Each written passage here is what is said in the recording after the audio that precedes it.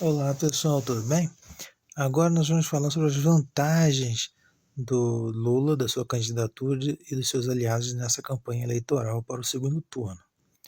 Qual é a vantagem que eles têm? Nessa parte ideológica, nós falamos antes que o PT tem essa dualidade, ele consegue juntar aquela herança ideológica de busca pela utopia, ao mesmo tempo com um certo realismo político, ou seja, ele consegue ter uma postura pragmática. O que isso significa? Isso significa que o Lula e seus aliados dentro do Partido dos Trabalhadores, não são todos que pensam assim, mas majoritariamente o grupo dele é o maior grupo. E o que esse grupo pensa? Esse grupo pensa que para poder alcançar a utopia, eles precisam realizar as coisas de maneira mais realista, ou seja, se tem que fazer acordo com Renan Calheiros, com os principais banqueiros e empresários, com general, com juiz, etc., eles fazem. Esse é o ponto.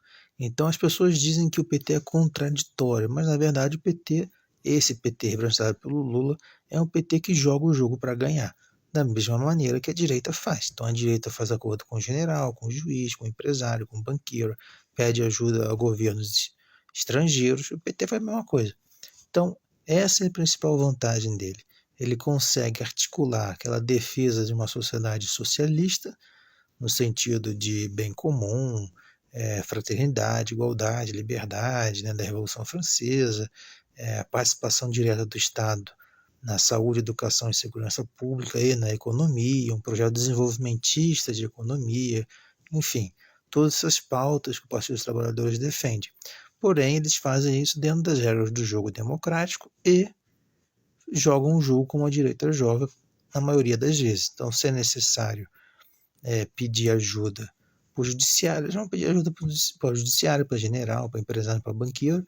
Porém, a diferença atualmente é que o PT ele consegue não se desvirtuar tanto assim.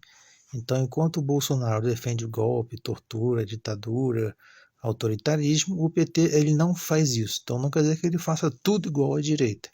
Ele tem limites. Então, até o momento, ele tem mostrado que tem limites democráticos. Já o Bolsonaro parece que não tem limite nenhum.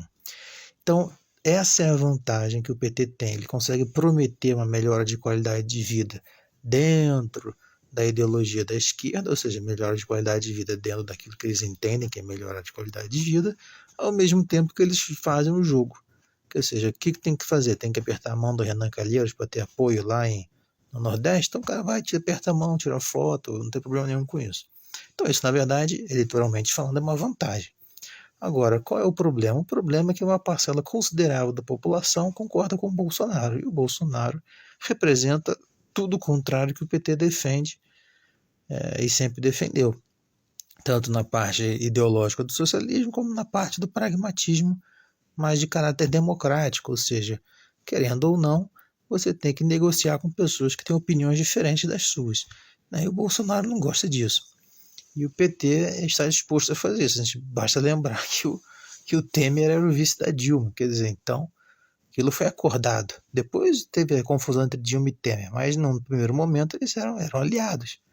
Então só vocês verem que o PT é bem pragmático. Agora o Bolsonaro e os seus companheiros, a gente não pode chegar nessa conclusão, mais difícil. Então, teoricamente, nessa eleição, o PT tem uma grande vantagem.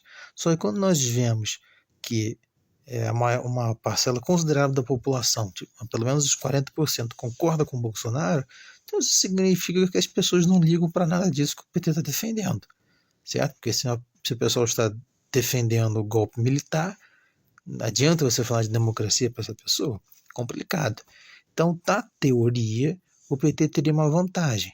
E as últimas pesquisas eleitorais mostraram que isso é difícil de prever, porque a gente achou que ia ganhar no primeiro turno e não ganhou.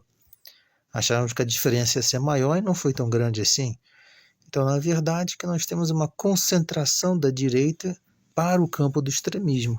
Ou seja, uma suposta candidatura do Lula nessas condições seria supostamente vantajosa, mas nós estamos numa época de extremismos. Então pode não ser tão vantajoso assim eleitoralmente falando.